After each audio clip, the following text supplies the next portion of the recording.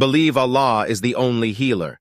Realize that Allah is the one who heals whomsoever He wills, and He decrees sickness and death for whomsoever He wills. He says, and if Allah touches you with harm, none can remove it but He, and if He touches you with good, then He is able to do all things. Quran 6:17. The Prophet Ibrahim alayhi. On 23rd night of holy month of Ramzan al-Mubarak, read 04 rakat prayers with 02 salam.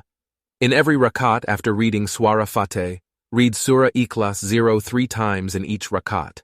This is a great prayers for get rid of sin. On 23rd night, read 08 rakat namaz with 04 rakat each. After salam, read kalama tajdid 70 times and pray from Allah to Believe Allah is the only healer. Realize that Allah is the one who heals whomsoever He wills, and He decrees sickness and death for whomsoever He wills.